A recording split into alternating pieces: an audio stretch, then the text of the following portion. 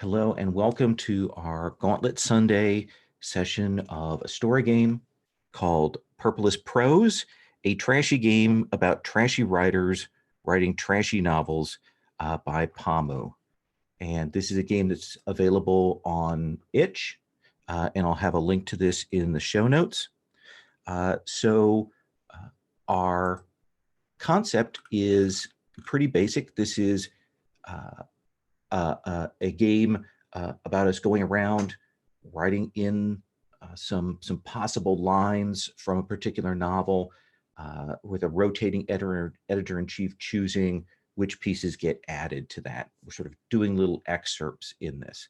And the rules itself say the editor-in-chief of Happy Hearts, your publishing company, has had it with a lot of you.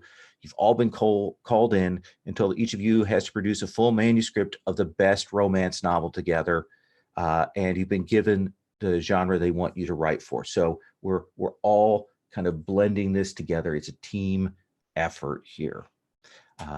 If you're watching this, by the way, this is part of the Gauntlet Hangouts. My name is Lowell, pronouns he, him, and you can find out more about the Gauntlet at gauntlet-rpg.com. So the play structure is going to be that we're going to identify our writers. We're going to give them pen names, maybe say a little bit about themselves. And then we're going to do some dice rolls to generate our romantic pairing and the premise that we're going to work from. And that'll be a thing we'll set up. And then we'll go around in rounds. One person will be editor-in-chief. They will wait. Each round is a chapter or a section of the book there. Like the first one is introducing character A, and then introducing character B is the next chapter. The three writers in that round will, on a scratch pad text, I'm using text pad for that or whatever, will write a few lines for that. They will put that in on the Google Doc that is called submission page, drop that in there. And then the person who is the editor-in-chief will pick the one they think is most excellent, trashiest, most best. And we'll put that then into the sort of final draft. In the game, it has a tokens for choices system. I will track that, but it's the points mean nothing, which is very good for this kind of thing. And once we do that, make those choices and go through, we'll switch the editor-in-chief role to the next person. The book suggests a time limit of 2 minutes. We're going 3-4 minutes because we're online. There's all the tools and things like that. We'll kind of just keep an eye on that. My plan is, probably no more than 2 hours.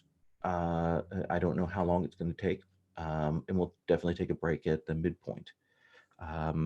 Let's talk about safety tools. Obviously, we're dealing with trashy romance novels, so we may be bleeding into some areas. The X card is on the table for particular things, and if someone's piece kind of bleeds into that, please feel free to do the X card symbol or say it out loud, and we'll try to work together to edit that back. But to give us some ground rules on that, I do have a lines and veils document here. It is a checklist. It's in that folder that I sent you, which essentially line is anything we definitely do want to see in our novel. And veil is anything we will want to, we don't explicitly write that into our text. We can hint at it. We can fade to black on that at that point. What I'll do is I'm going to leave that up, and then once we've generated our pen names and our personas and said something about that, and generated the premise, then I'll go back and take a look at the lines and veils, and I'll talk about what we've got on the table for that. So let me come back to that. So we have our writers in the final draft. We have a little table there, and we're each going to go through who we are. I'm gonna break this here. So I'm going to give you my pen name. So my name is Claude D'Aubney. That's the writer. And I'm on Twitter at Real D'Aubney. I'm very much into a more sophisticated European continental style romance novel.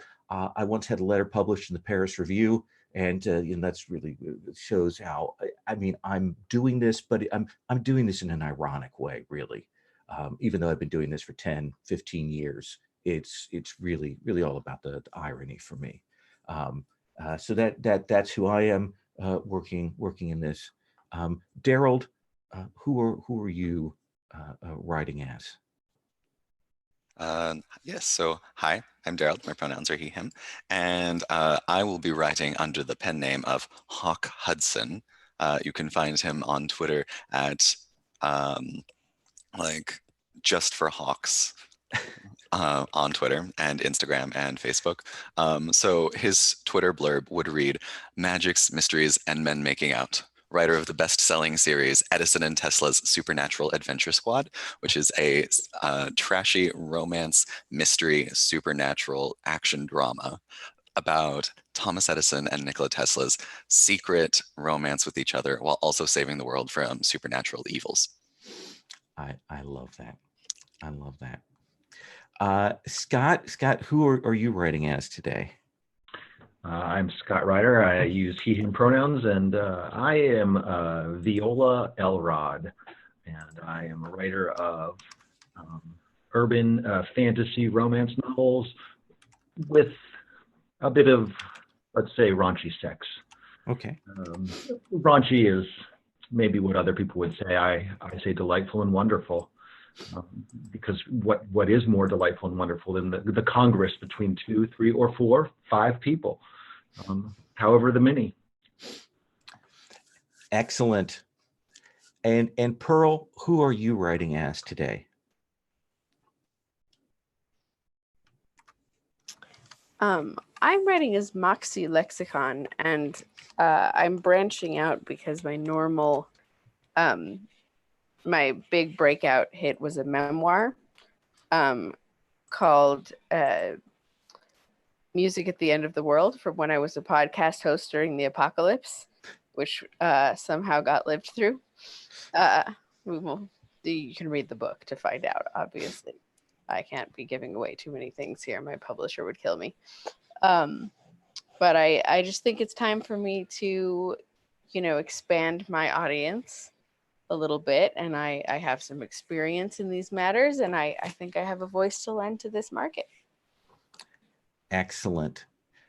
So with that in mind, we're going to generate 3 items. One of those is the first character, another is the second character, our 2 romance figures, and then the third one is going to be the premise. So Daryl, I have a roll for your party, or if you have D6s around, as sometimes gamers do. I need you to roll 2d6, generating one as the tens digit and the other as the ones digit. Okay. So I shall go ahead and use the roll for your party. I'm going to specify that the purple dice is the tens and the white dice is the ones. And I got 13. 13. So our first character is an artist. So let me put that on the page. So artist is the first character. And Scott, can I have you do the same?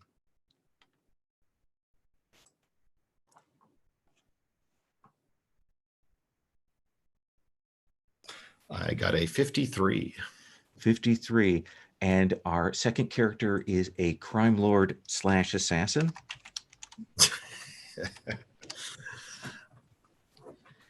And then Pearl, can I have you generate a tens digit and a ones digit with D6s?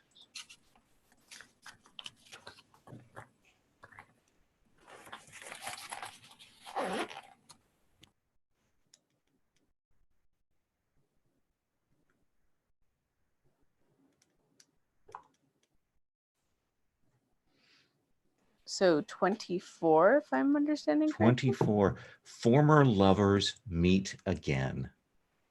Perfect.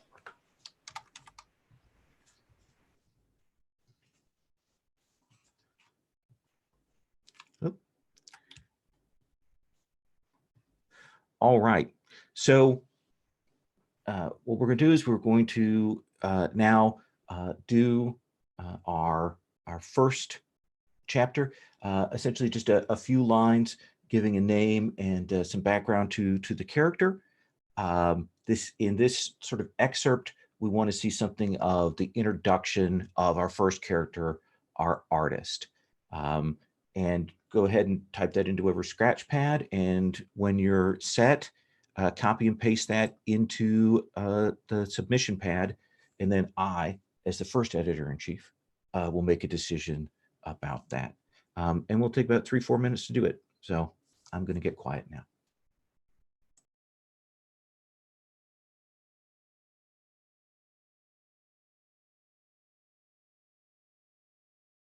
Sorry, lines and veils. Our lines are childhood abandonment, slavery, torture, death / suffering / peril of parents. And then our veils are graphic gore, harm to children, and acute sad grieving. So there we go.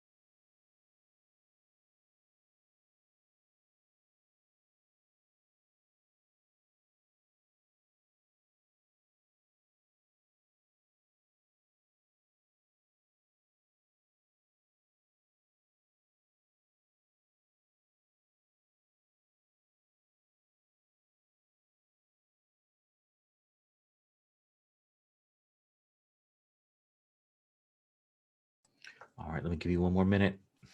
Cut and paste that in there.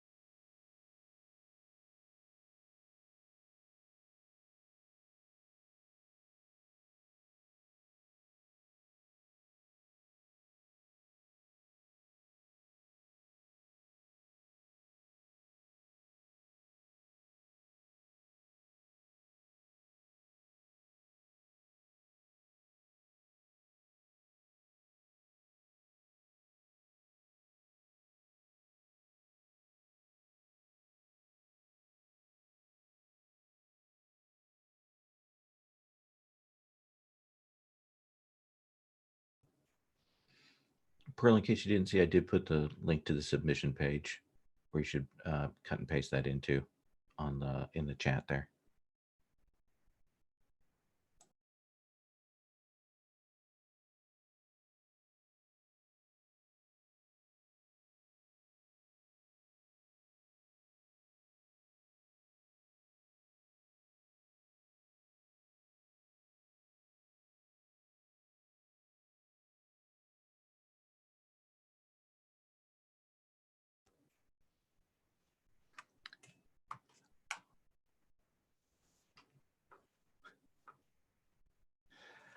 All right. So for this process, do you think the editor-in-chief should read all of them out or should just read the one that they selected out? What do you think?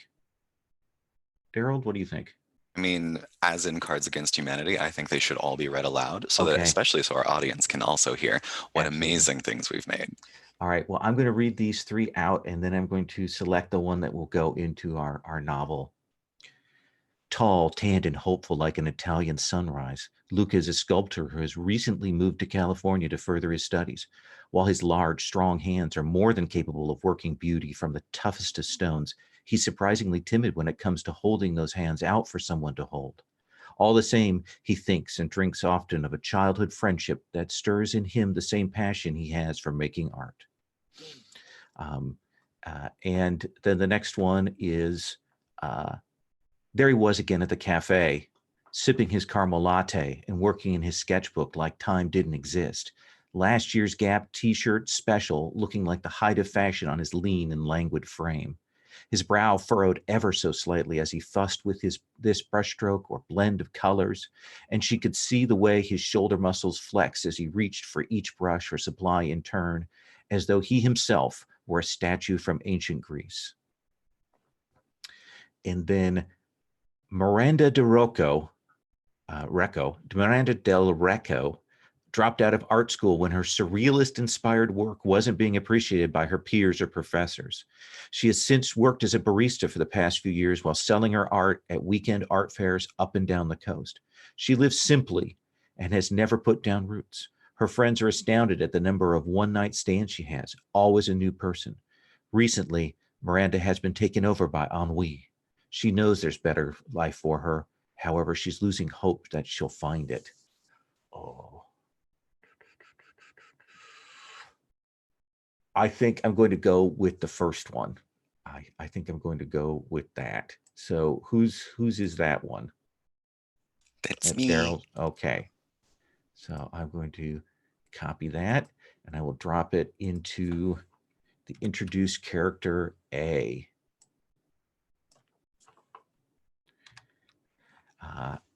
And so that establishes our first character, Luca, who lives on the second floor. And we will move on.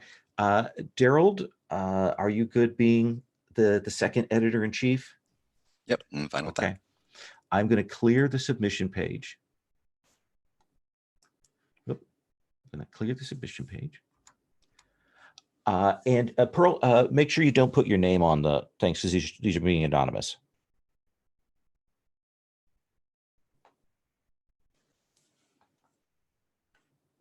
Oh, she's going to go grab another computer. Okay, all right. All right, so Daryl, I'm going to let you announce us and take us here. Cool. So it's like, all right, writers, we've got our first character, and now we need to figure out the second character. So who is the perfect foil for Luca's tall, dark, and handsome art student? I'm thinking he should be an assassin or maybe a crime lord. Throw your best stuff at me. Love it. All right. And I'll let you count time on that.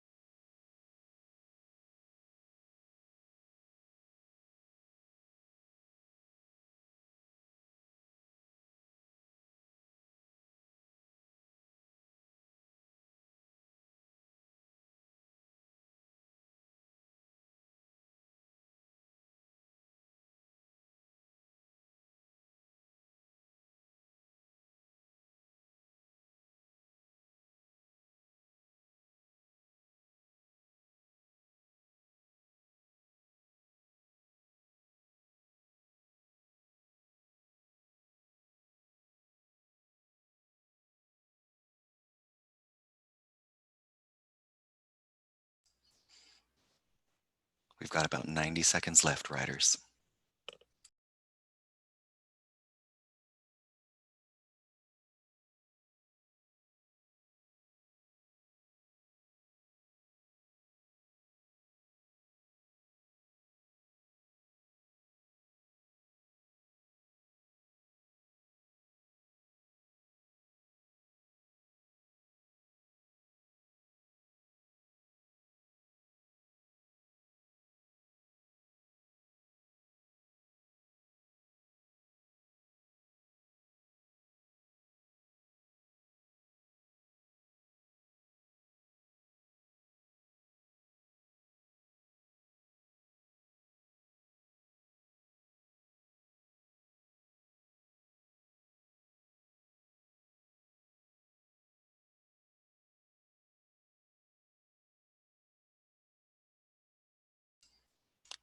In about 30 more seconds.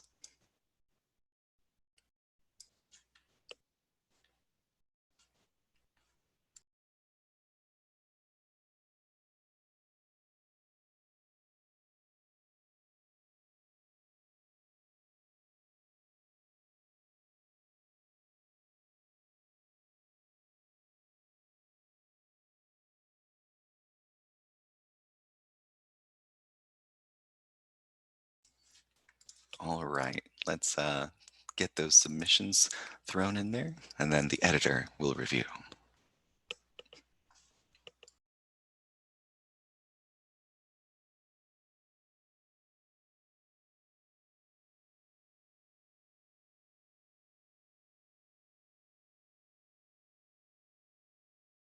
I'm submitting. It's just not pasting. So give me 1 second. I'm reloading the document completely.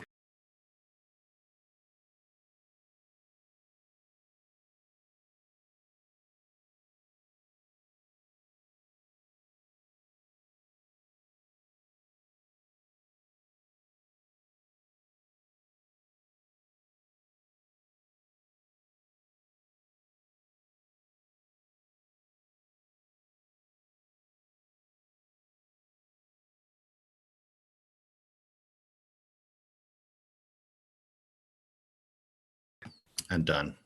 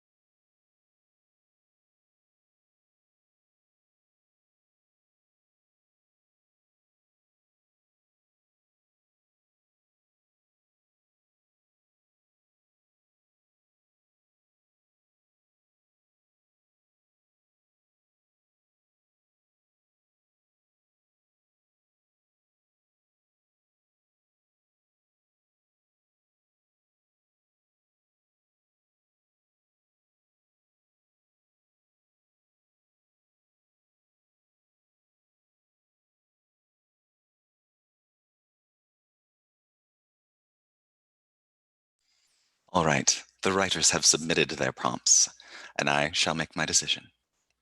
The first submission. Banyan Collins looked down at his hands again, the scars that showed his years of violence.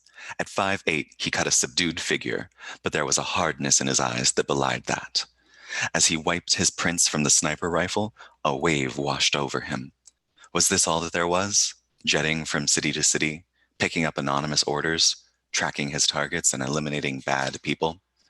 If he had a home once, these days it was hard to think of it, to remember who he once was, and whom he once loved. Submission number 2. You'll never see her coming or going. She appears out of nowhere, strikes her targets, and slips into the shadows. Even her true name is a mystery.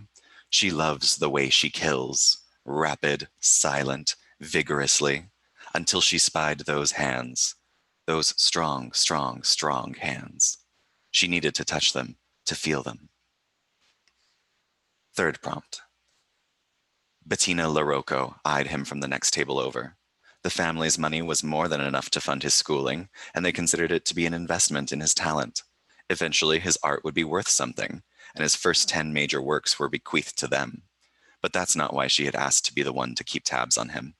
Her family could never know, but after his first major painting won an award and the family had thrown a celebration, the two had a celebration of their own, and it was one she would never forget. She wanted to be with him, but more importantly, could she keep him safe? The family wasn't exactly known for treating their connections with care. I think the one that is calling to me right now, the one that I think would be perfect for our Luca, is this mysterious, nameless assassin from prompt number 2. All right, that is mine. So I will add that introduction of character B to our document. And that is my turn.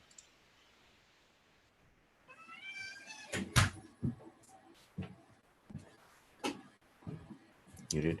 Scott, are you okay being editor-in-chief for round 3? Yeah, and this is the how do they meet? How do they meet? Yes. Okay. So I'll let you take over. Let me. Okay, writers. Let's see you come up with your best stuff. We've got an assassin, a killer, and a lover. A strong, strong man. Somehow they met. Tell me, each of you, do your best work. Your careers are on the line here.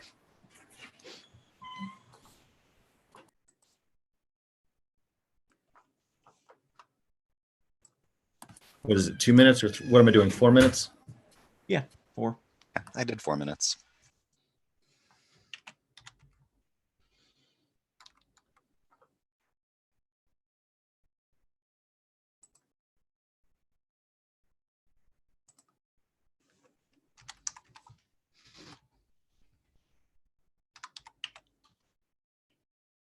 Ooh.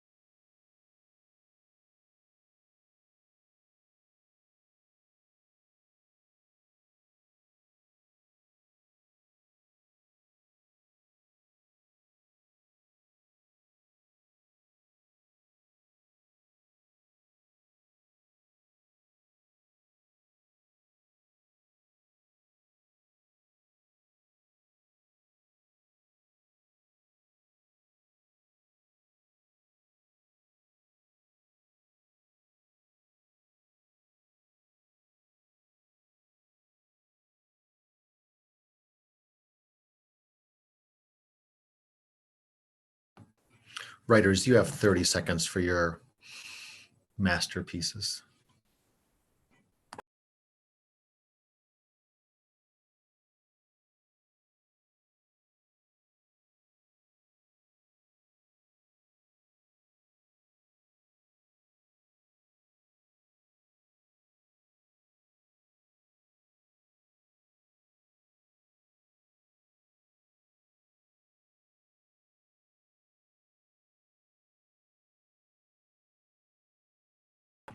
Writers, if you could paste your submissions into the submission folder.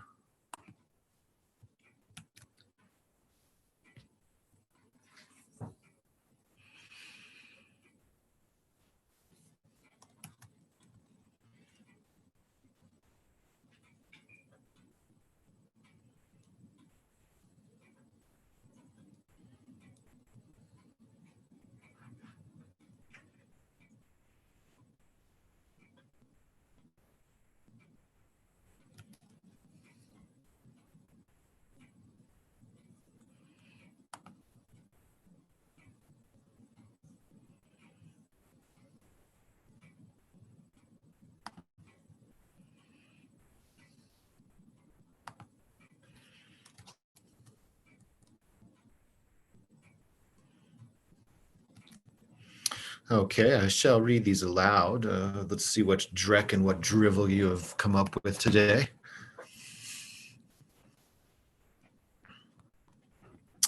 The bolder the act, the more likely people are to believe it. That's why she always staged her hits in public places. No one notices what happens in a park, at an art gallery, at the cafe. No one ever noticed her until him. The blood was still in her hands when he stopped her, asked if she needed help. Poor little kitten. He was the one who needed help to get away from her. She knew he was more pure than the marble he worked into sculpture, yet she couldn't resist staining him red. Luca looked up from the marble in the quarry. The manager had quoted him a price, but Luca wasn't sure about the quality and had snuck away during the early hours to examine it. Something caught his eye. A glint at the top of a rock pile drew him forward. She had lain here in wait through the cold night. The target's limo would pass by here soon, if her info was right. A noise caught her attention. She swung her rifle around and steadied the shaking scope in time, putting the intruder's head in her crosshairs. Luca. How? Why? Without realizing what she was doing, she stood, and her foot gave out from under her as she slid down the slope, landing in Luca's arms as he rushed forward. This wasn't the first time she'd been hired to take out someone's competition, but as she followed him to learn his routines and plans, she found herself too intrigued to keep up her usual distance. So she'd made up some pretense about being a fan. The best way to an artist was through his ego, and managed to get cocktails with him one night. Cocktails had turned into other things, and she'd been shocked at how his gaze on her body made her feel like she was a piece of art herself, and how he had worked on her with those strong artist hands until she was a masterpiece. Oh, we've got some very strong submissions here. Oh, this is actually tough. I think I'm going to go with the third. It introduces a nice dynamic there. So who is our third submission? The cocktail. I think that's me. Okay, Pearl, you are the MC for round 4. Okay. I'm going to re-plug in my headset, which somehow got unplugged, and then I will MC.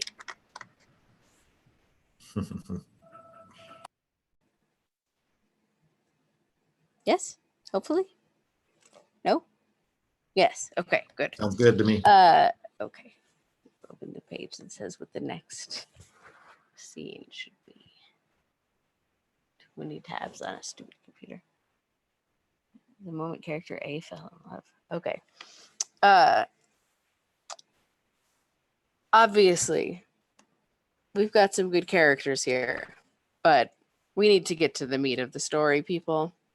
Our readers today don't have the time or the attention span for, pages and pages of exposition.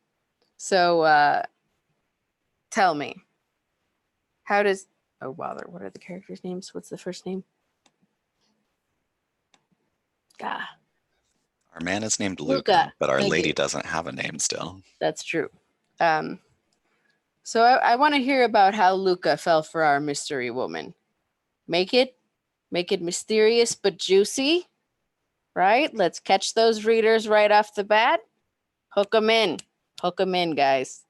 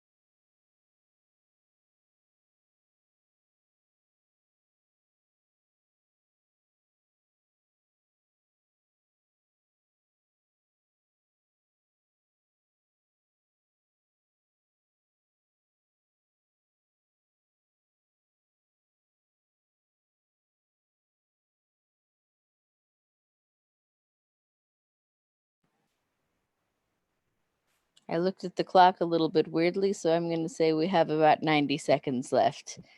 And if that seems wrong, someone let me know.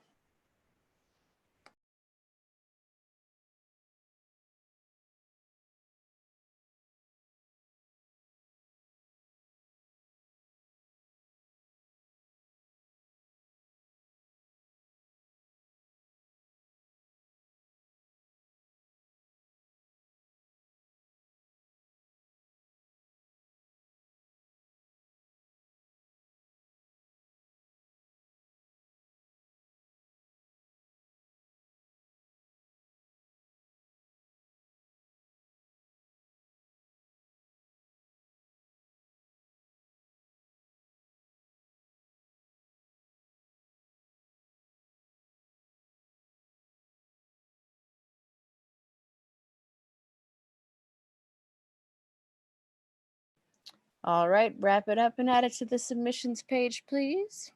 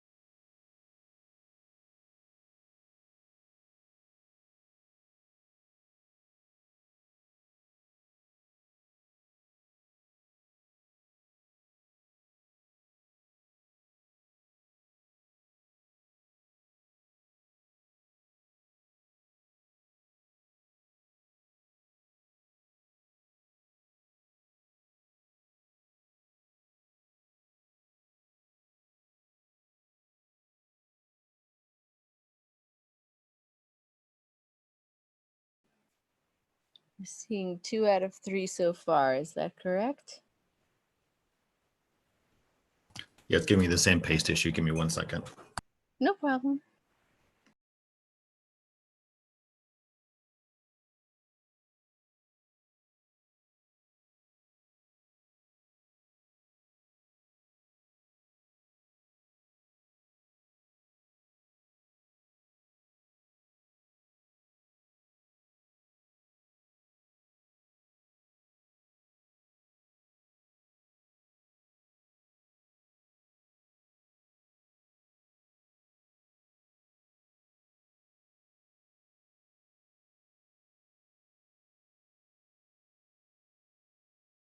All done.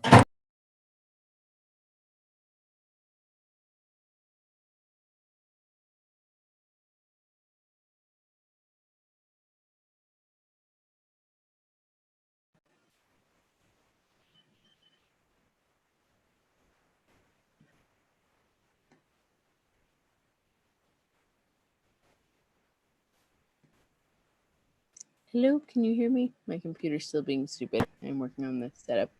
Okay. So here are our submissions. Number 1. It wasn't the curvature of her hips or the way her lips slipped into a small pout that finally struck his heart down. It was the way she cradled that stray cat that had found its way onto her fire escape.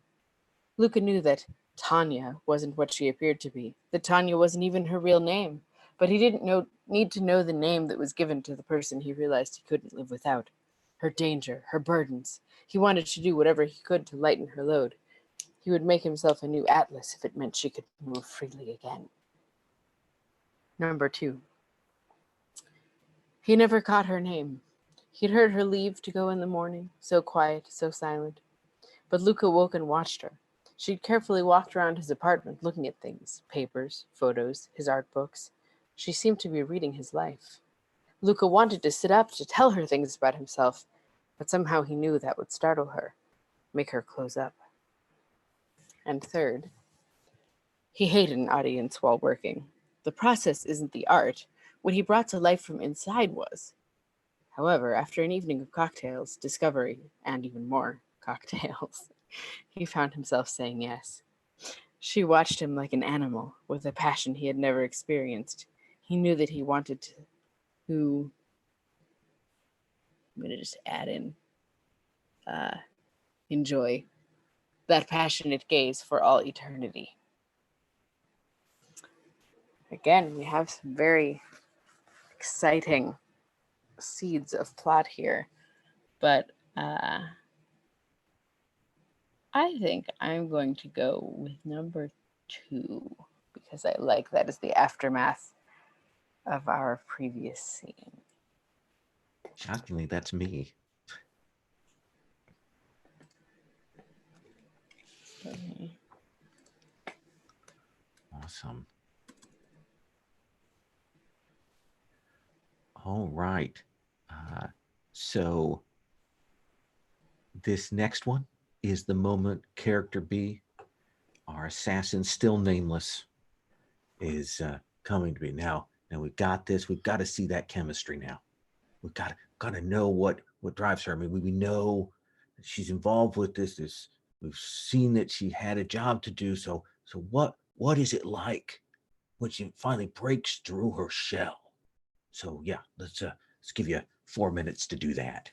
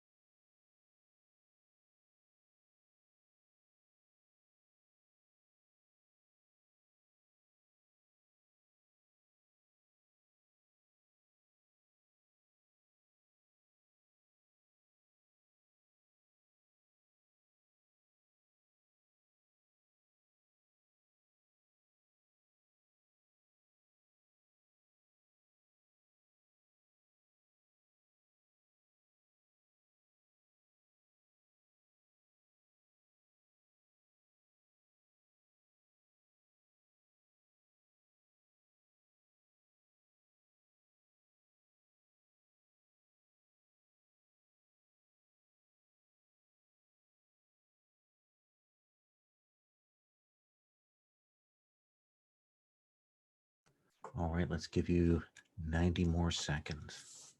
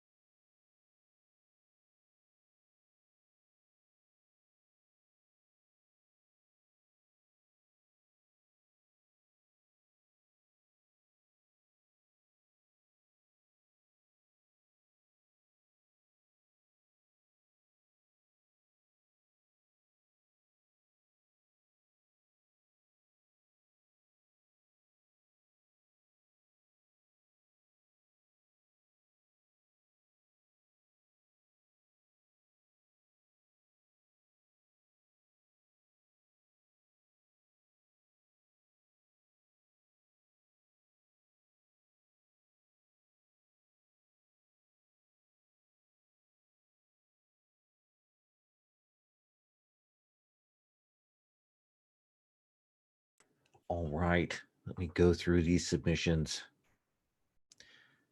For the first time, she found herself inventing excuses for delaying the hit. There was a nagging. She couldn't stop watching his routine. After a week, she knew him like she knew herself, perfectly, deeply, and not at all. One afternoon, while he was taking a break, she let him see her again. It was a park.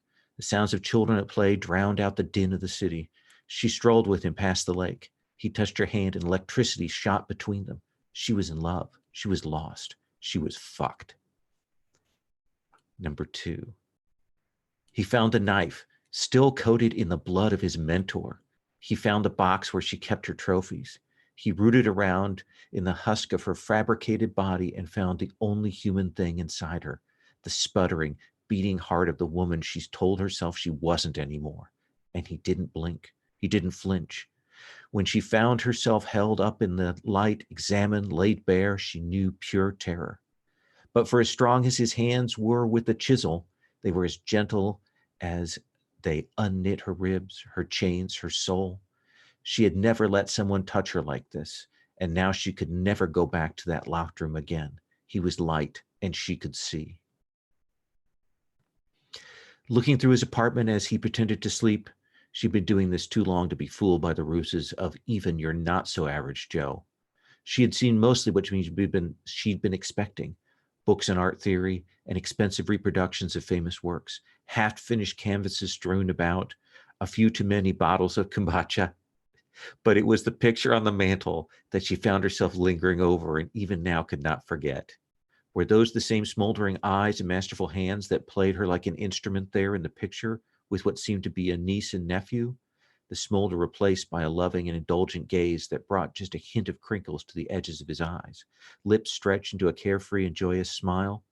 The dichotomy was intriguing and almost intoxicating, powerful but gentle, dominant but nurturing, serious but playful.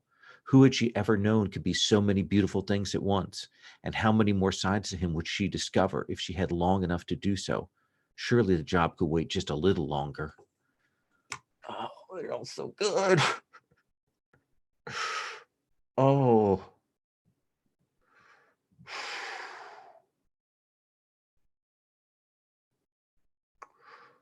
Oh my gosh. I'm going to go with 3, I think. But that's a really hard choice. Hey, that one's fine. But also, I agree. That was a very exciting submission round. That was great. I got very nervous briefly in the middle of it. Okay. Awesome. So we put that in there. So Daryl, we'll pass editorship to you. All right, writers, we've gone through all of the build-up, we've gone through all of the foreplay, they love each other. Now it's time for the first time they sex it up for reals. Every time before this, whether it's happened or not actually, didn't matter. This is the point where they love each other and they're culminating that. Make magic happen.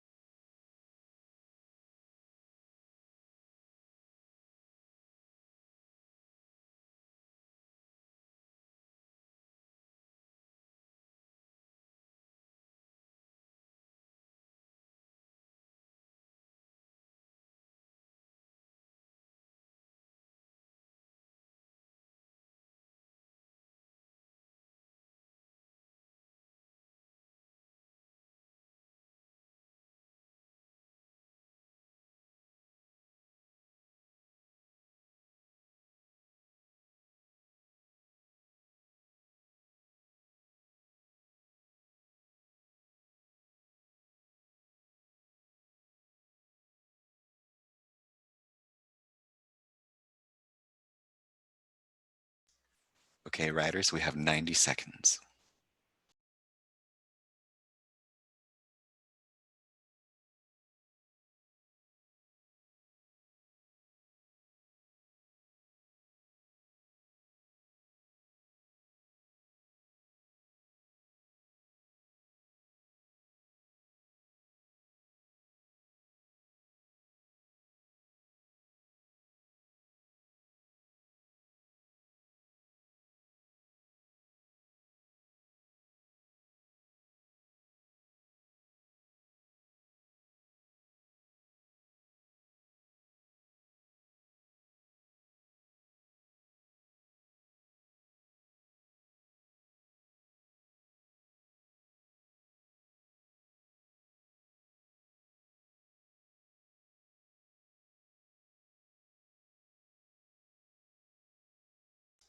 30 seconds.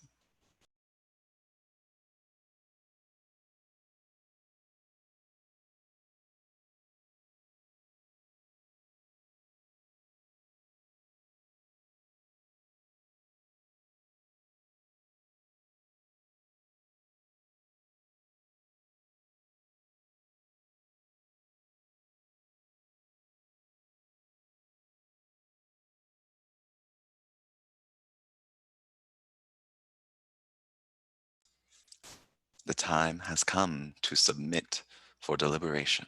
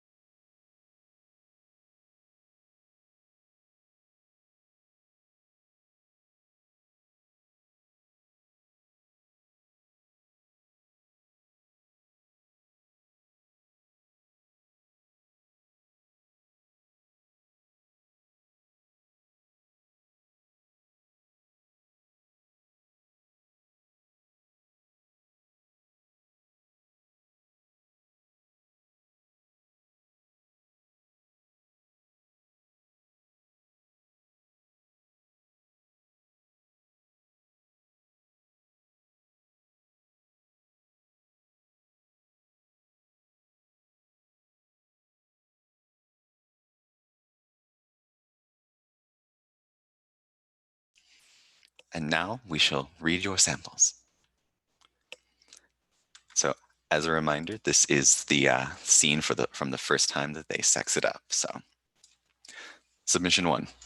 The picture in her head turned to other things. His hands on the small of her back as they entered his studio.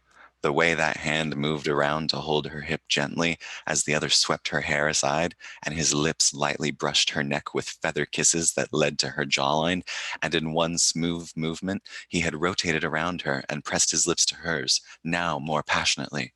She was usually aware of everything around her, but somehow he was dancing around her, and she could barely hold on for the ride.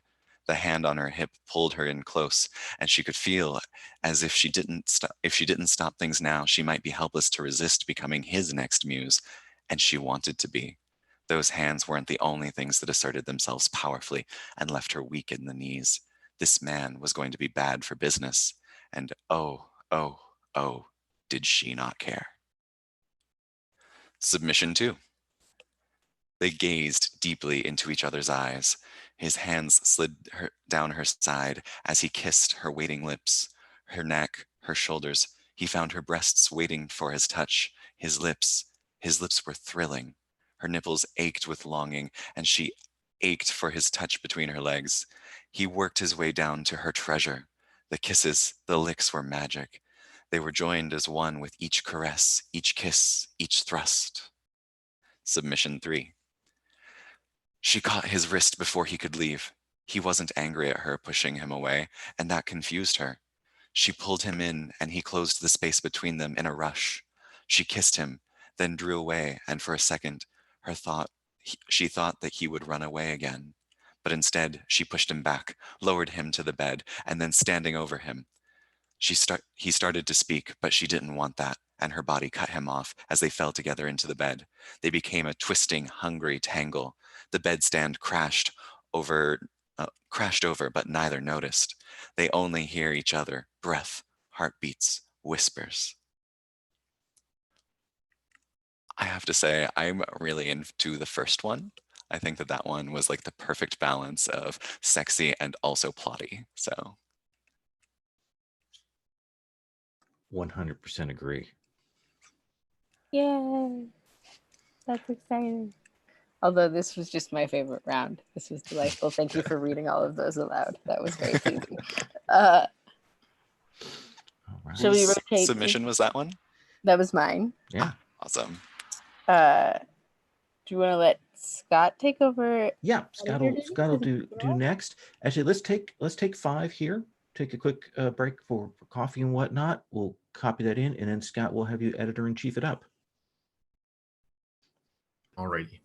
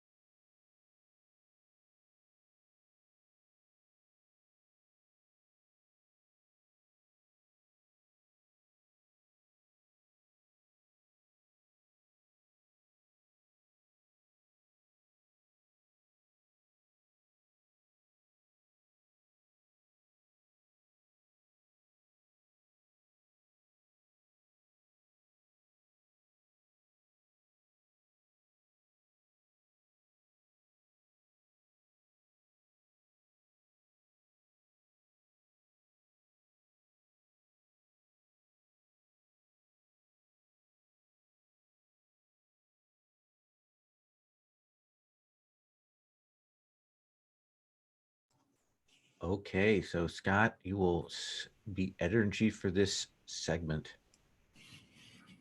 All righty. Let's see. Writers, we have a wonderful scene so far. They've met. They've fallen for each other with an electricity that the audience will just love. That they've had sex. They've made love. Now it's too perfect. Let's tear them apart somehow. Let's ruin this love. What can we do? Writers, do your best work.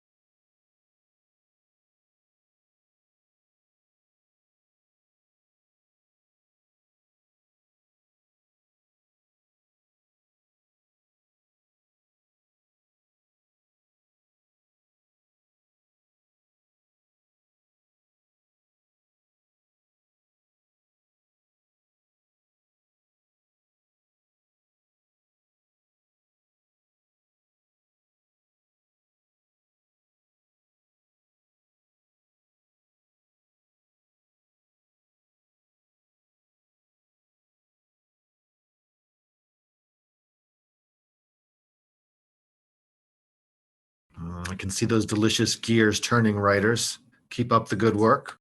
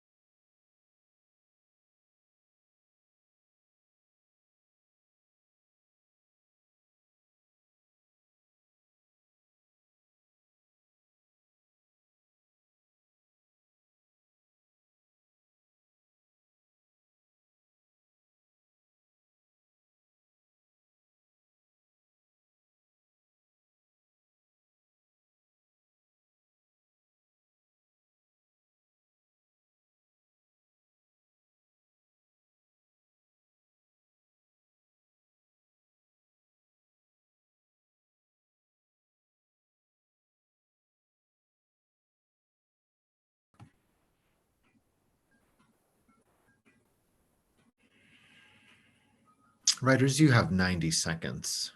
Keep up the great work.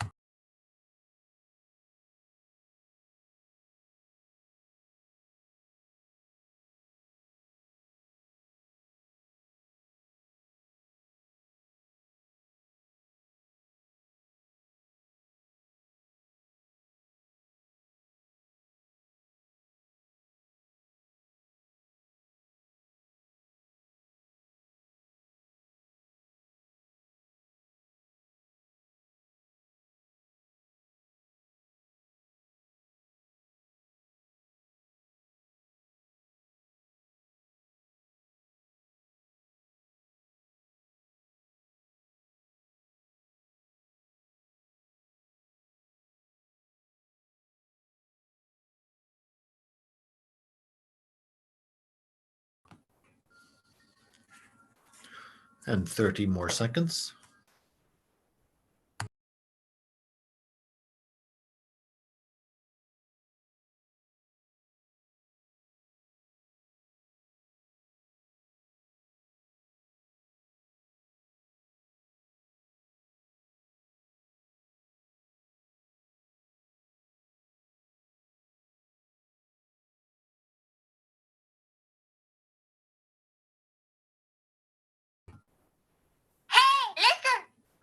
Writers, your time is up. Please post your submissions.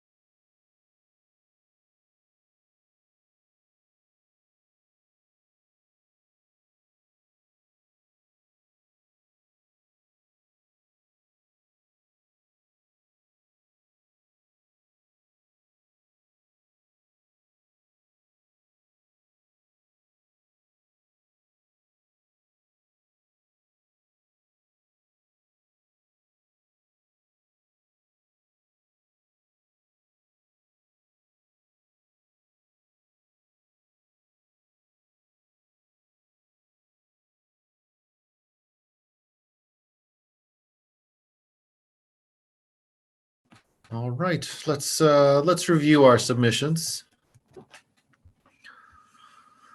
She's just a fan, Luca told her, but she didn't believe him. It's not that she doubted Luca, that she didn't trust him. Luca was the only steady thing in an increasingly unsteady world. It was this Becca she didn't trust.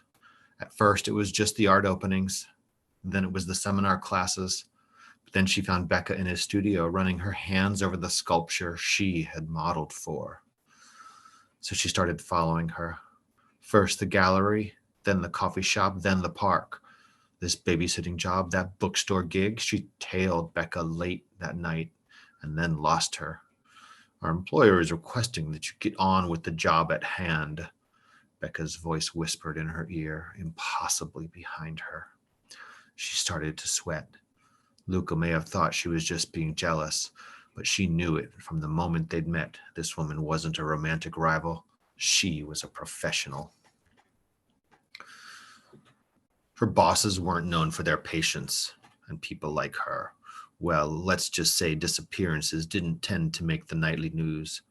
The first time the big boss casually mentioned that usually she didn't need so much research to finish a job, she could hear the menace belied by the friendly tone. Since then, the messages had been less subtle. She had to stop seeing him spending her nights, not sleeping with him, posing and letting him paint her, and rolling around with him till their colors combined. But how could she? And yet they were both at risk if she didn't. He already had a hit out on him.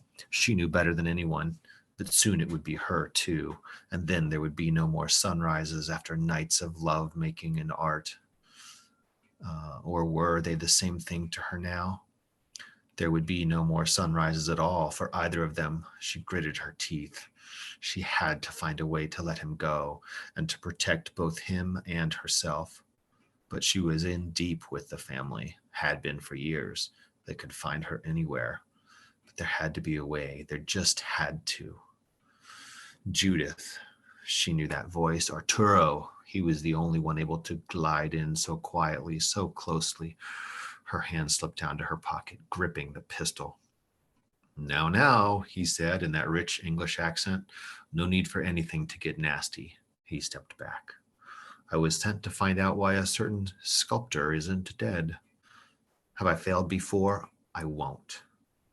He cut her off. We know this is different. They know this is different, and they have little patience. She scanned the room. Where was Luca? Arturo spoke again. You need to finish the job, or we speak with your sister. Judith's jaw clenched. Oof.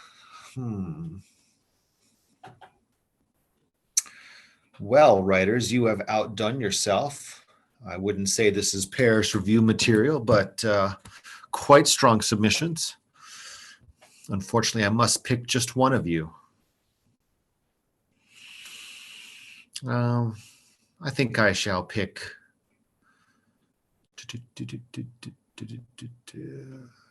I think I shall pick the third of your submissions. I want to know more about this sister.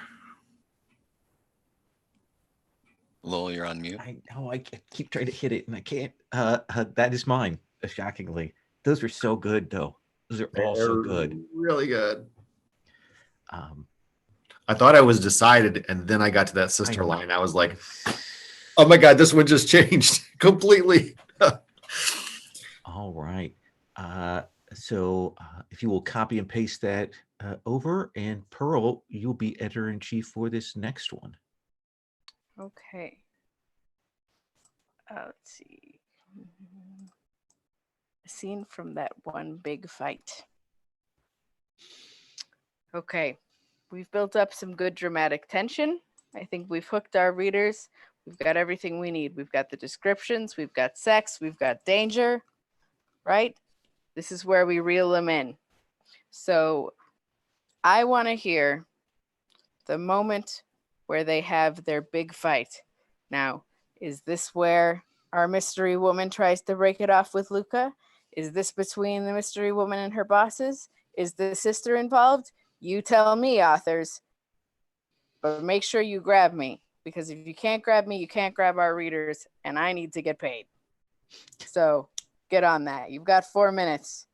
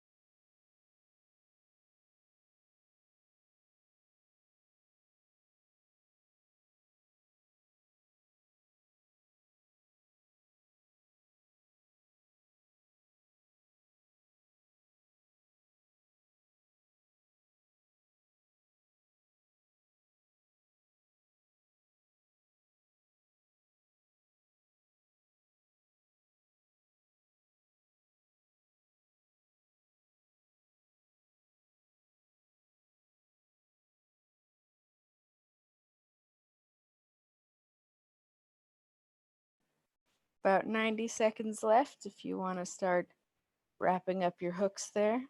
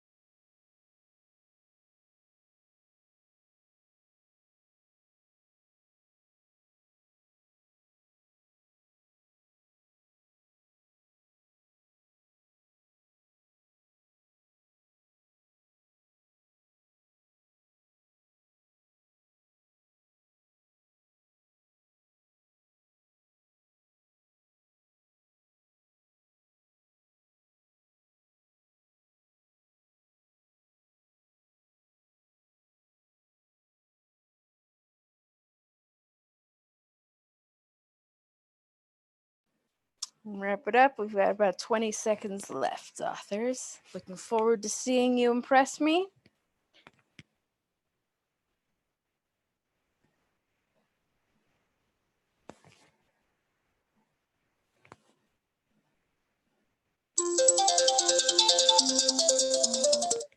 All right, let's get to that submissions page, please. We've got deadlines here, people.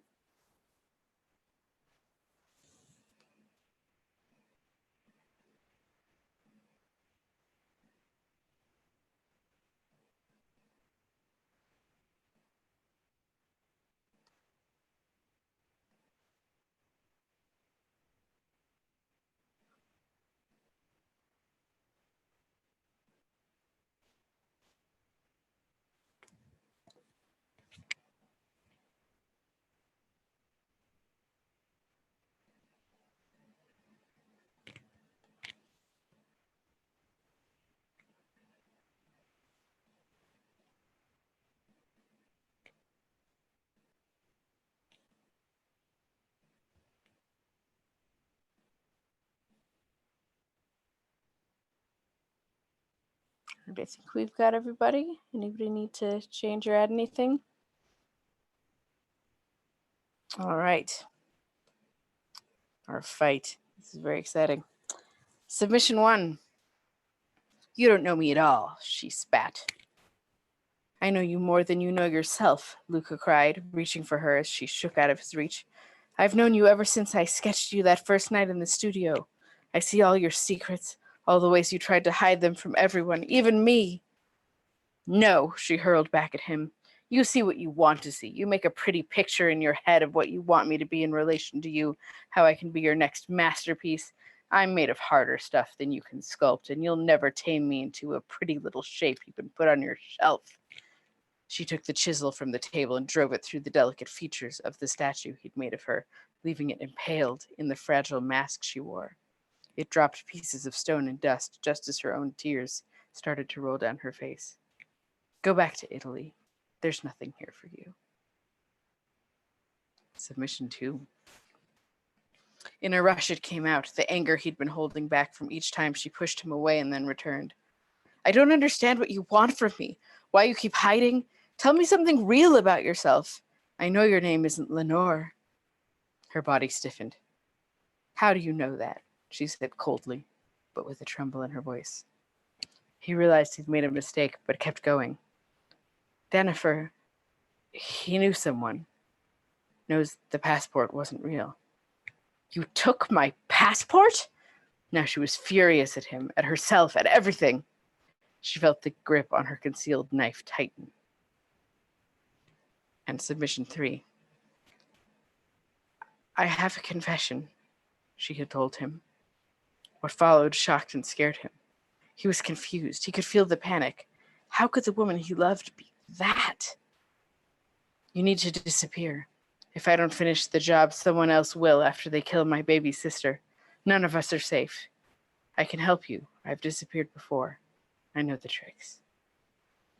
No, you can't be such an evil person. I can't have...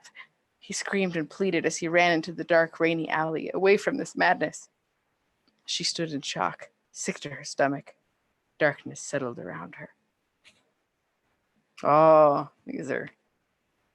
Like the editor job is the hardest one. I really want to follow all of these plot lines, but I think similarly to the last one, there was sort of a single line that got me, which was the "Go back to Italy. There's nothing here for you." That was that's a good hook, and the image of the chisel driven through the face of stone, and I think number 1 is going to have to be the one for me this time. It's me. Wonderful stuff from everyone. I will add it in. Okay. All right. So now, following that argument, here is the scene we need to have where we start to pull those threads together. They need to understand, they need to have a realization, and we need to have Luca realize that they can't live without her. Or can they? I don't know. I don't know yet. You're writers. I'm just the editor. So give us the scene for that. I want you to do that all in 4 minutes.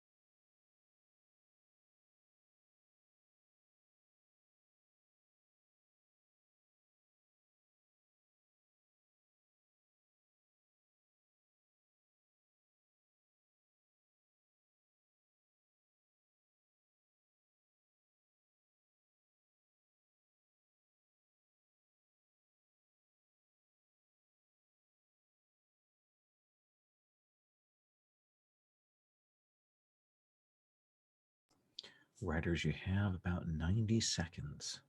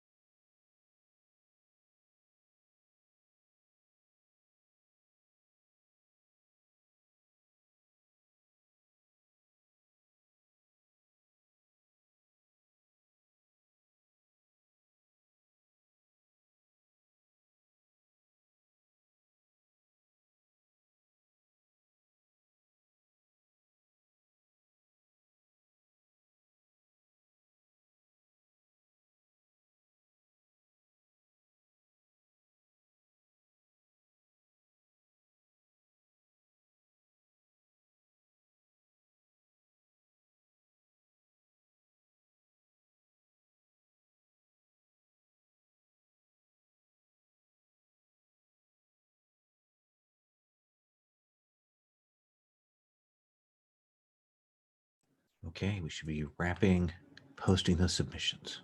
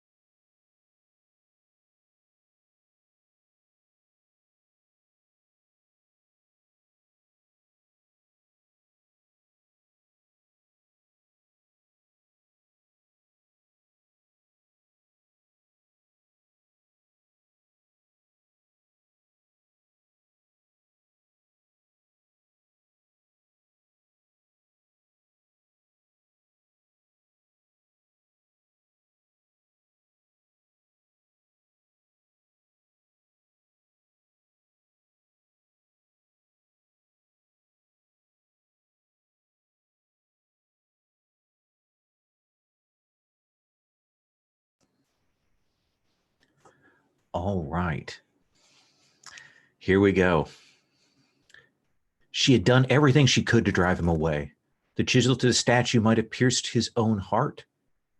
He could still hear the disgust in her voice as she spat back at him to go back to Italy. And yet, after all this time, he had been able to hear something else too, something he knew she was desperately trying to keep hidden, her own vulnerability. And dare he say it, love? He was not one to be cowed in the face of true amour.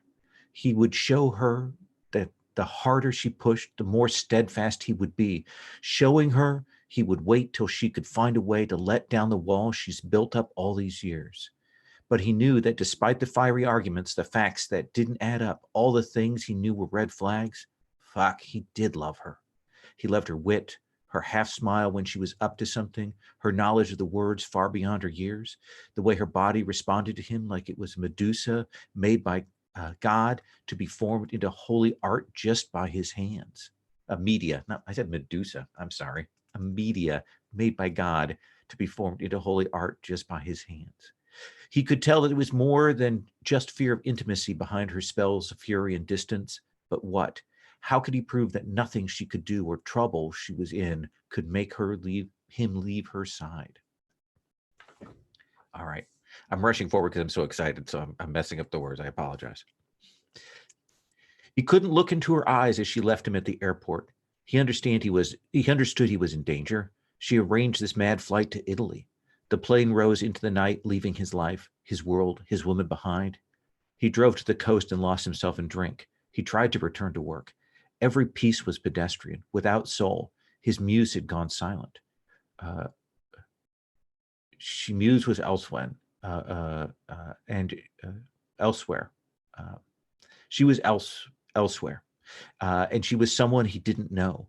He knew he could never work, could never truly live until he found her again. And then The sun was setting on the beach, and Luca looked out at the bodies of his childhood friends gallivanting in the waves. The way the water flowed over their muscles, the way they twisted in the Italian night. Once upon a time, it would have inspired him. But his sketchbook lay in his lap, unmarked except for 3 names. The first name was the one she told him. The second one was the one the Englishman had called her. The third was the one in that text message he wasn't meant to see. There was so much that confused him, that told him he needed to run, that had driven him back home to another continent. Yet when he closed his eyes, it was her hair rolling over her shoulders that he saw. As he tried to sleep, it was her whispers he heard in the dark. No food smelled as good as her sweat when she was pressed up against him. She was a mystery, and Luca knew he would likely never solve her. But he could live with not knowing all of her if only he could keep learning the parts she would share. Oh boy.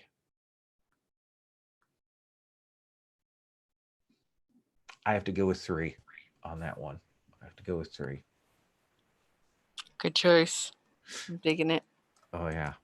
Who's is that? Daryl. All right. That one was really good. That was really good. Okay. And continuing the road, Daryl, it's your turn. All right, writers, we are barreling through this. We have built up so much great plot. We have danger. We have excitement. They are broken. They are longing for each other. And we've just discovered that Luca cannot live without her. But what does she feel? How is she dealing with this? Let's hear how it goes. And let's see if she realizes that she can't live without him, or can she? You have 4 minutes.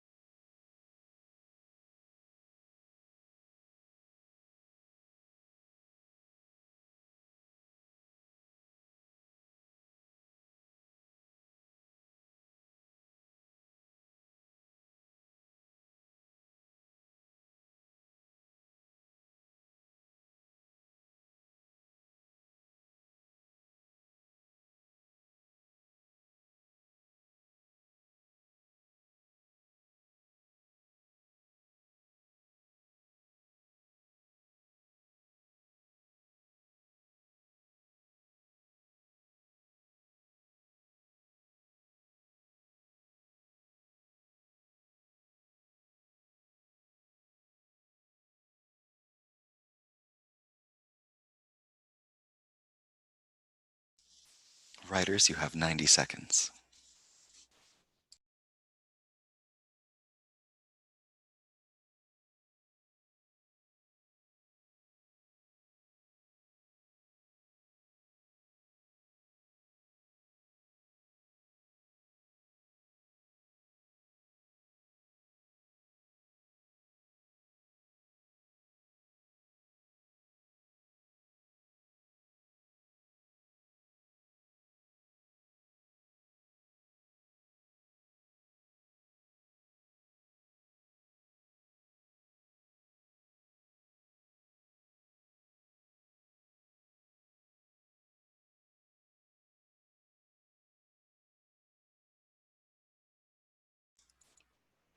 Writers, we are at the 30-second mark.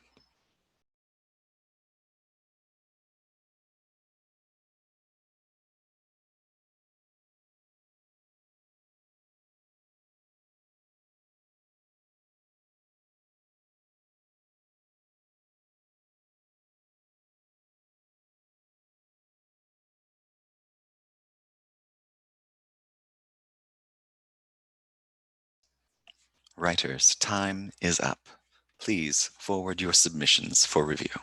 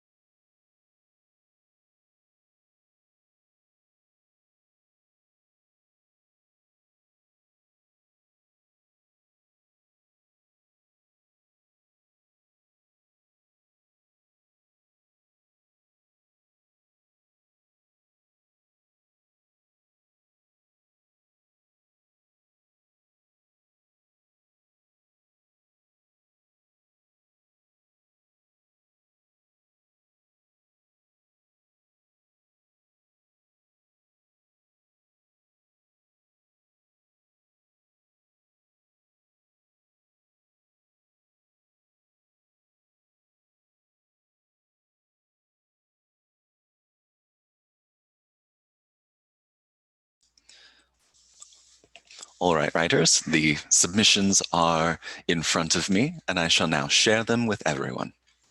Submission 1. Her sister looked at her again. Who was he? Just a sculptor, an artist, nothing. Nothing doesn't get you into trouble like this.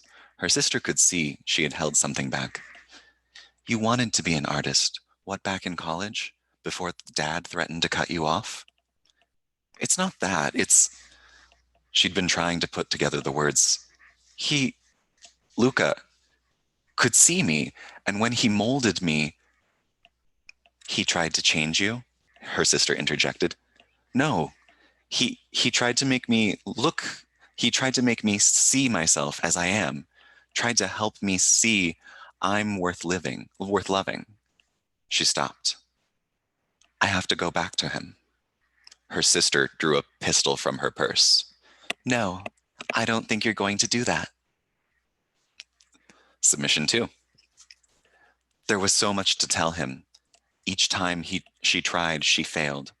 She knew he was trying to put the pieces of her life together to complete the puzzle. She wanted to reveal it all. She was scared to reveal it all, scared she would lose him. If she was to lose him, it would be on her terms. He couldn't live like nomads. She could see his drive to create was eating away inside him. How much longer could she put him through this madness? I have to leave him. Let him live in peace without looking over his shoulders. She told herself that morning. Losing him would kill her inside, but she wanted him safe more than she wanted to live. As she packed light to run away, a fast-moving shape outside the window caught her eye. Submission 3. She looked back on how she'd even gotten into all this. No one grows up wanting to be a contact killer. And she remembered old goals and dreams, but they were so far in the past that until she had met Luca, she had stopped even imagining life could be different. Now, though, is this what normal life was like? Could it even be this beautiful for other people? Or had she just tumbled into the arms of the sexiest, most fascinating, and wonderful man in the world through the worst of circumstances? Either way, she knew she had to get out, even if it meant the end of herself. Life would be meaningless without him, and to kill him herself would be worth that death. Somehow, she had thought the day would never come, but she saw it now, as clearly as staring down the barrel of the gun. The day they all alluded to, but never really talked about. The choice that once made couldn't be taken back. The final gambit. She knew of no one who had actually gone through with it, but someone had to be first. And if she were going to lose everything anyway, it was going to be for him. Luca, her beautiful, soulful, innocent Luca. He could never know, but she would do it, and it would finally be over. Wow, y'all. Wow. Okay. Um, oh, I am torn. I'm very, very torn. Um, mm, this is a very hard choice.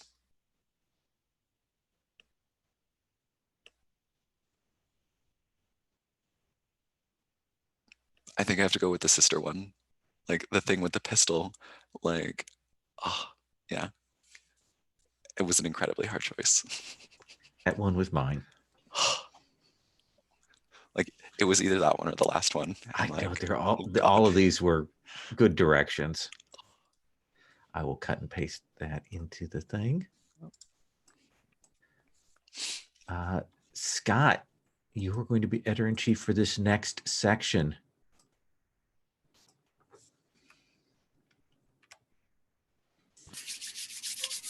What a predicament she's in, writers. Let's see what you do, but we also need our young, strapping, strong-hand lover, our sculptor. They have to reveal their love. But what about this sister? What about this gun? Your work is more difficult than ever, writers. You have 4 minutes.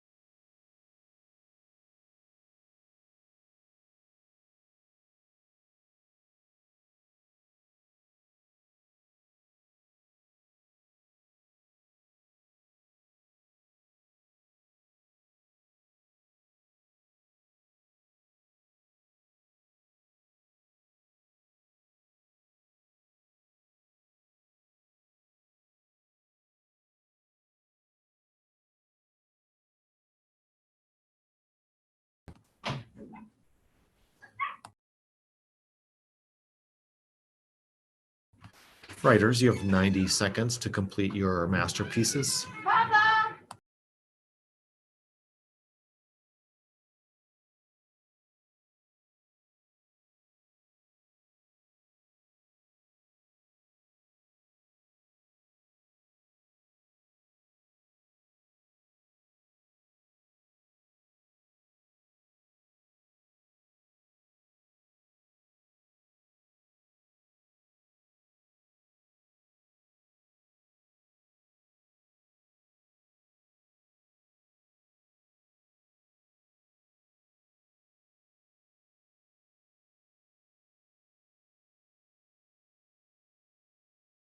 On top of that, when the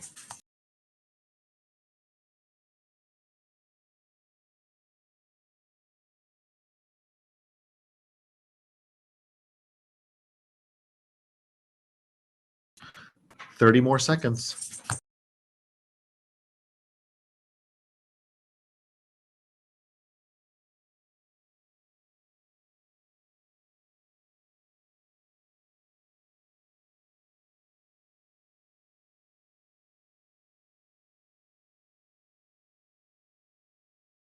Which one? Which I'm unmuted. Hey, listen. Writers, there's your timer. Hey, listen.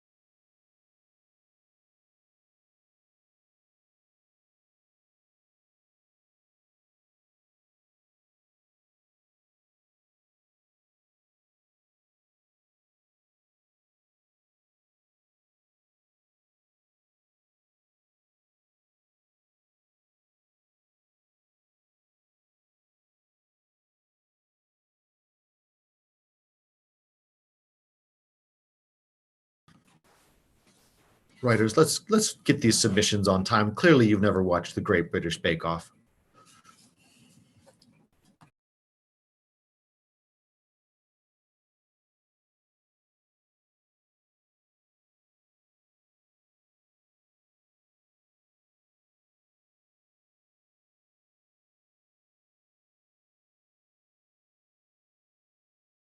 Looks like we have all three. So I'm gonna jump right into. I know you writers have it in you, so let's go.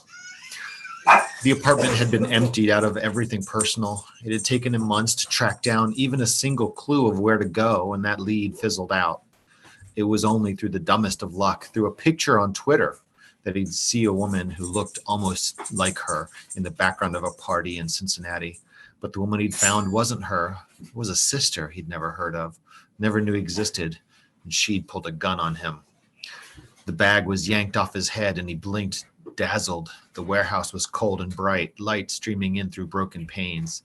That sister was standing there, and so was she. She had a gun, and it was pointed at his head. She was crying. He was crying. The words flowed. Everything came tumbling out of him, and it set off a chain reaction as everything came tumbling out of her. All their lies were spread before them, and then the gunshot rang out. The storm continued to scream around the boat. She desperately tried to tie down the lines. Then she felt his grip on her arm and looked up at him, shirtless and glistening from the rain. "I need to tell you. I need you to know," he said. She pulled the line taut and leaned forward, pressing her mouth to his ear. She breathed in the smell of him. I love you, she said, and she could feel the weight release as she said it. In the distance, she saw the searchlight of the pursuing ship. We're going to live through this, but you have to do everything I say. She looked him in the eyes. He nodded, but said nothing. I told you, I don't have a choice, and neither do you. It's the only way. And I told you, I'm not leaving your side unless I'm physically torn from it. It was unbearable for both of them. How long had they been going in circles? Her trying to keep him out of danger, him refusing to let that danger part them. You don't know me. If you think I would cast love aside because of whatever shade people you've gotten in with, we'll fight this together. Together! Because we love each other. Eliana, or whatever your name is, I don't care. Call yourself Rosebush as far as I'm concerned. I'm not going anywhere because I love you, goddammit. I love you. So forget it. Live or die, we do it together. A voice came from the hallway. Well, that can certainly be arranged. How kind of you to be so easy to find together, said Judith. Makes my day a lot easier, she mused, raising the pistol. But don't get me wrong, it is very touching. I'll be sure to jot a note down about it in my report. Well, well, well. Some good juice here. Well, we are. I feel this declaration in number 3 is just so very strong. Just some emblematic of their amazing love that we've built up. I think number 3, your submission, is the strongest. Thank you. Exciting.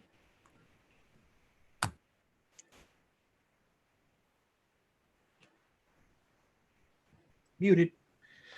If you'll paste that in, and Pearl, it is your turn as editor-in-chief for the next to last, the penultimate chapter. Ah, delightful. All right, writers, this is where we bring it home. We want to be able to sell sequels of this. So we need to go out with a bang. This is our penultimate scene. I want you to put everything you have into it, literally and figuratively here. So this is their final goodbye. We already know there are fireworks in the sack. Let's give them the finale. All right? 4 minutes. Put it on my desk. Can't wait to see it. You guys got this.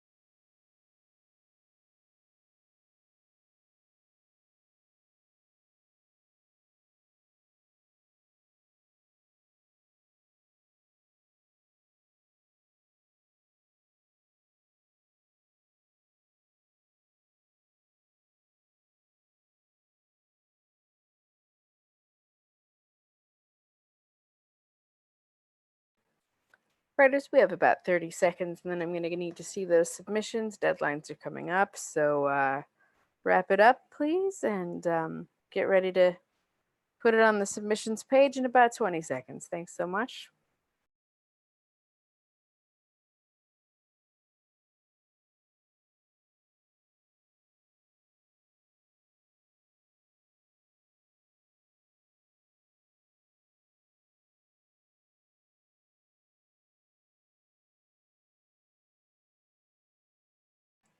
And that's our time. So if you could please put the submissions on my desk so that I can figure out what's going to best serve our ongoing story, which I must say I'm more impressed by than I expected to be. You've outdone yourselves this time.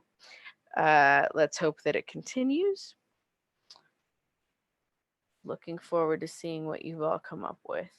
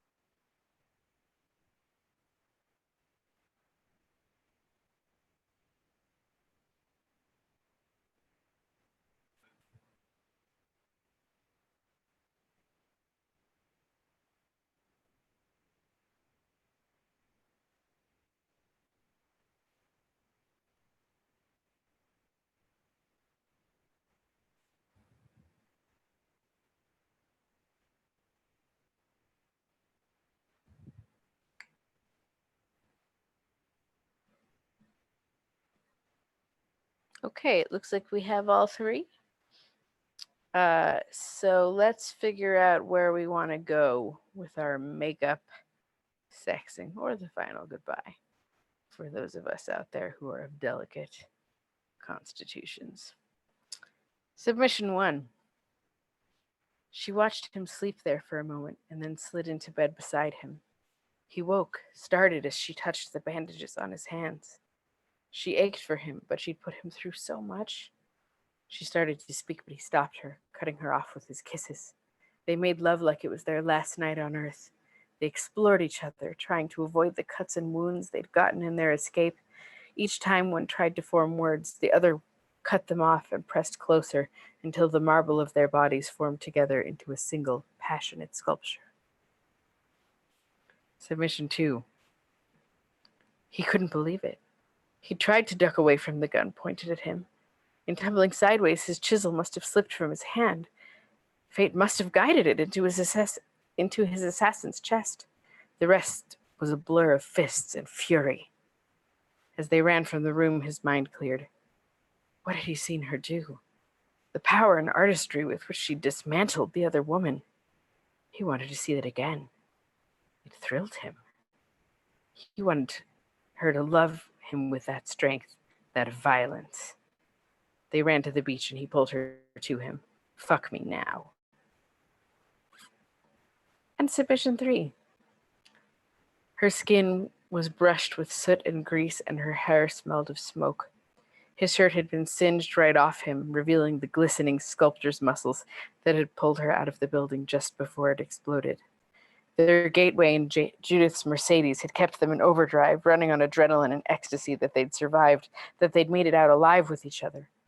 The forest clearing where they'd stopped to catch their breath was far enough away that they couldn't hear the sounds of anyone or anything nearby, only the smoke in the far-off distance and the breaking dawn. He took her in his arms and she felt them knot around her like cords that would always anchor him to her. She pressed her lips into his and sealed their bonds with all that she had. And as their bodies entwined in the scent of sweat and gunpowder, she whispered the one last thing she'd held back all this time. My name is Diana.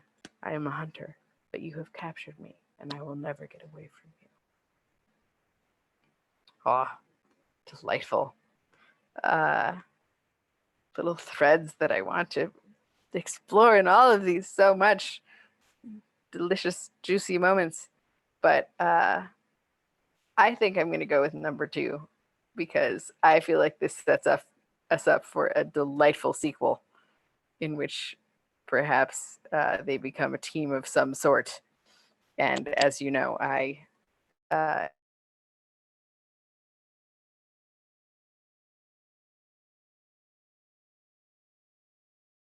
So that one was mine. I will go ahead and copy and paste it over. Oh, looks like somebody's already got it. It comes back to me for the final bit here. Pro, you got cut off a little bit at the end of that. Are you still with us? We can give Pro a second. Oh, no, we can't lose Pearl for the final scene. I know. Oh, she dropped. Hopefully she'll rejoin in a second. Give her a second. Oh my God, the This I don't game know is whose it wild. was, but the marble line, or was it? Let me That go back. marble line for reals. No, every one of these. Pressed closer until the marble of their bodies formed together into a single passionate sculpture. Wow, that's so romance novel-y. Oh yeah, that's wow. All of It's so these have been good. perfect. Yeah, I mean, there's been some amazing stuff here. Let's see if it's on Slack.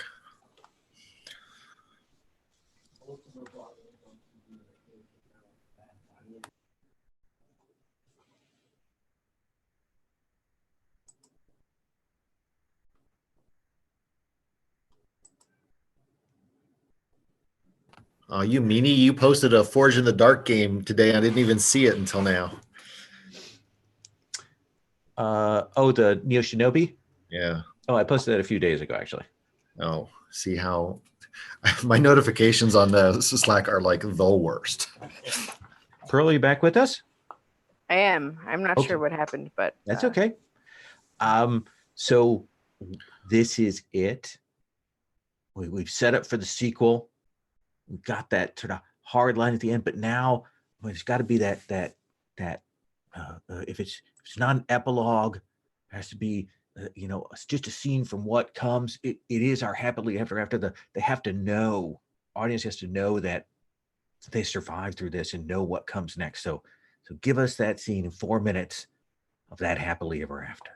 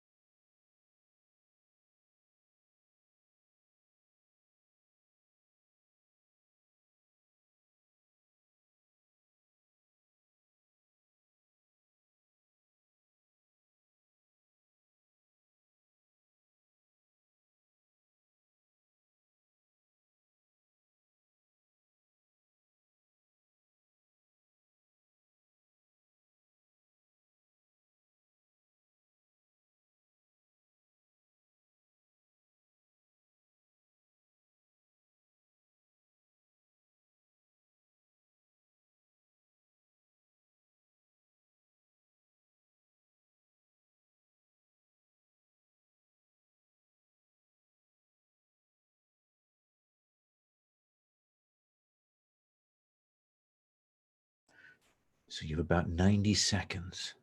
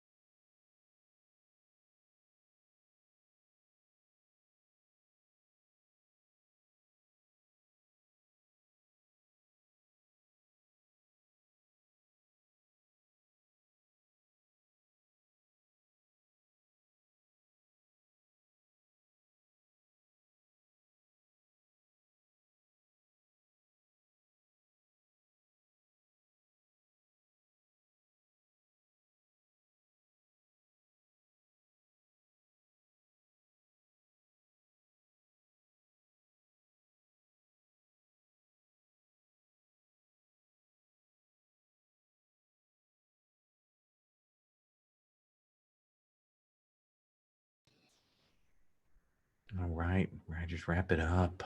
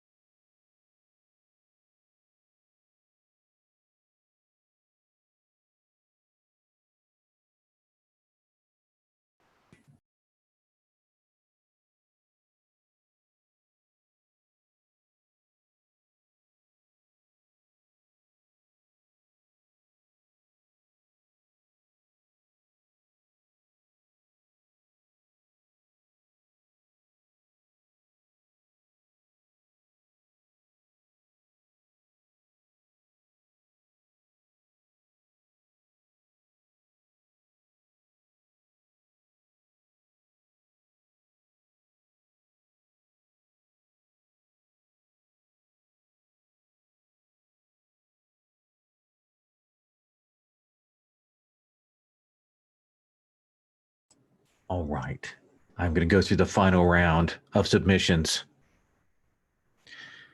It wasn't difficult for her to fake her death.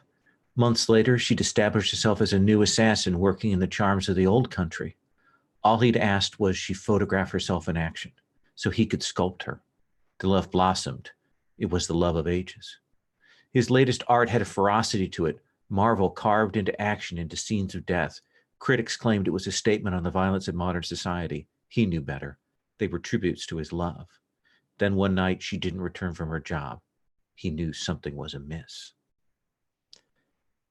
No one knows where Diego and Allison come from. They just sort of appeared one day at the country club, young, beautiful, and obviously in love. The men who met in the back room didn't really pay attention to people like that, but their wives certainly did. They were here to plan their wedding. They wanted it to be a bombastic affair. But when the day came, the figures found at the end of the aisle were not the lovely couple. Instead, it was the corpses of Don Carlo and his second command. The men who met at the back room immediately knew that this couple must be stopped, but they were nowhere to be found, at least not until many months later, when a beautiful young couple made their way into another place, another time, with love in their eyes and murder in their hearts. Luca loved watching her hair fly behind her in the wind as they drove with the top down on warm summer nights. It was a far cry from what he learned at art school, but really, what she did was no less an art than what he did. The way she studied her targets, crafted her plans, executed them efficiently, but with almost impossible grace. Honestly, witnessing it all didn't just inspire his art, It made him hard, almost mad with lust for her, the powerful woman who had spared him and wished him away a life of danger and adventure. And God, so much sex, really, really good sex. He'd do watercolor studies on the beach while she carried out her jobs, and then they'd reconvene at whatever hideaway they'd chosen for the moment. Her poring over his artwork before letting him pour over her, listening with almost madness increasing in his desire for her as she breathlessly told him how she pulled off yet another scene, like something from a movie, the same way someone else might make toast. He urged her to keep talking until he stopped her himself by bringing her words to screams of pleasure. And when they'd finally fall back to their backs with exhaustion, he'd gaze at the wisp of her hair stuck to her forehead in the aftermath of their lovemaking and thank his lucky stars that the adventure was just beginning. There was so much art yet to be made. Oh, Jesus wept. Oh, this is, I'm going to go with number 2, but that is really tough call. That is super tough. Whose is number 2? That was mine. Nice work. Yeah, that was really good. Love in their eyes and murder in their hearts. All right, yes. My favorite. So, Daryl, Pearl, you two tied. I've been keeping track, so you two tied on the tokens there. Not that it matters in this, but let's do a quick stars and wishes, or even just stars. I'm going to start. I did not know what this was going to be like, and I had so much fun. Everything was so good. In each one of the rounds, there was at least 2 that I had a hard time picking between. There were good lines in all of them, and the themes are pulled through. I have no wishes, just stars. That's all I'm going to say because I had such a good time. Daryl, what do you want to say? So my stars are definitely, I didn't know where it was gonna go. Like it kind of swung back and forth a little bit. Like, is it Dexter? Is it not Dexter? And then I just love how like in the very end, it was like, nope, we're going for it. Like full like murder thriller kind of thing. And I just, that was great. I would also echo that just everybody's writing was really stupendous. It was so hard to make my choices at any given moment. Even when I wasn't that person, I was like, oh, I don't know what I choose. So it was great. I also had no idea what I was getting into. And so this was just a really super positive experience. So Scott? I'm going to echo what everyone else has said. It was incredibly difficult to pick between, often 2, but sometimes all 3 of the submissions. Sometimes it would just key down to one line because they all did great things. Everybody did really strong work, which is amazing because it's 4 minutes. And this game recommends 2 minutes. Like, oh my God. The pressure in 4 minutes was crazy, but it was a fun game to play. I also, like Daryl, I didn't know so much what I was getting in. I just knew the kind of overview of the game, but wow, it's really fun. It was really fun to come up with stuff in 4 minutes. Yeah, absolutely. Pearl?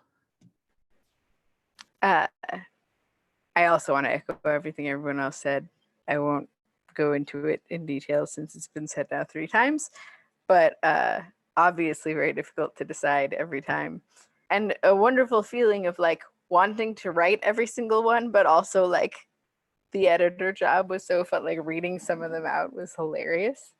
So stars to the system for that, for making players read out whatever the other players have written, and stars to everyone for, as far as I can tell, not holding back much. I don't think anybody knew what they were getting into because I don't think any of us have played this, but this is kind of what I envisioned, and I'm so happy.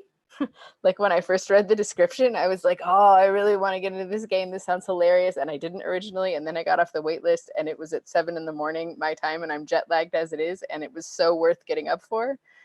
You all are talented and charming and funny and delightful. And I'm really grateful we all got to play this together. And also thankful that you were patient with my multiple tech issues and injured angle and inkle, and I would happily play this like 100 more times and just like put out a little mini book series for the Gauntlet, like a blog series or something, because this was just really fun. This is amazing. Is everyone okay with posting the video of this? I can understand if you wouldn't be. Everyone okay? I'm totally okay with Yeah, it. I'm completely fine with it. I'm What also I'm- fine. Yeah. What I'm going to do is I'm actually going to go through and watch it and put the times for the different segments. And I'll put those in the show notes so people can skip over us going "Ugh," for 4 minutes in between. Thank you so much. This was a joy. This was super energizing. Thank you for giving this a try. I'm going to stop recording.